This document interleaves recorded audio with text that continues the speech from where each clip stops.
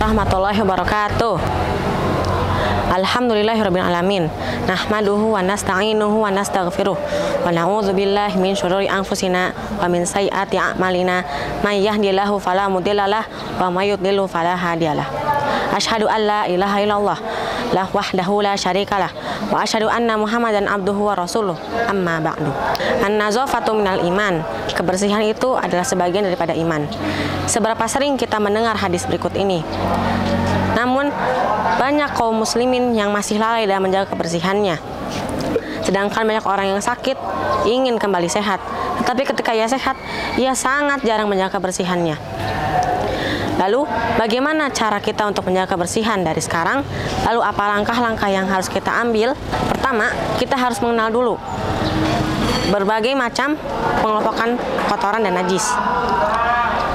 Dalam kitab Fiqh Al-Wadih dijelaskan bahwa najis terbagi menjadi 3, yaitu najis kecil, sedang, dan besar. Najis kecil adalah air kencing dari bayi yang berusia 2 tahun dan tidak memakan apapun selain meminum air susu ibunya.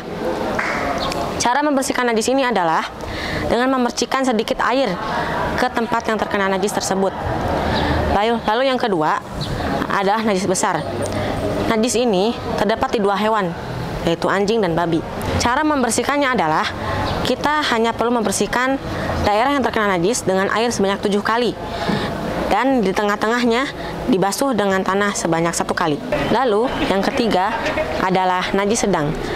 Najis sedang adalah najis dari selain 2 najis tadi, yaitu seperti muntah, kotoran manusia, kotoran hewan, darah, dan lain-lain.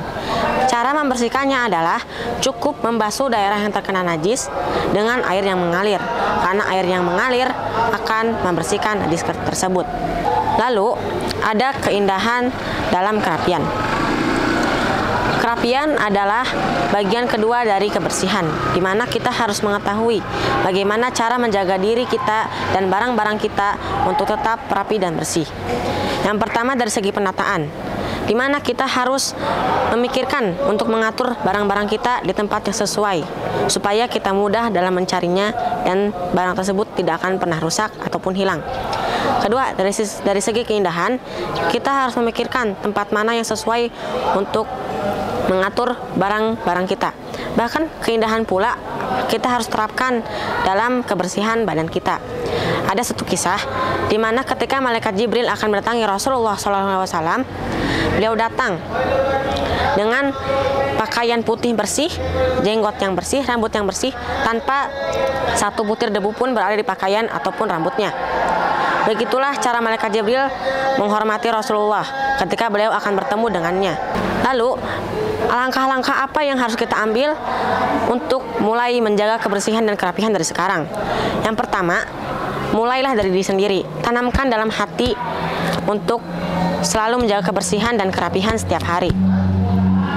Jikalau sudah ada niat yang kuat dan tekad yang bulat, maka mulailah dari hal-hal yang kecil, seperti mulai mengatur barang-barang sendiri atau mandi dengan cara yang baik dan benar.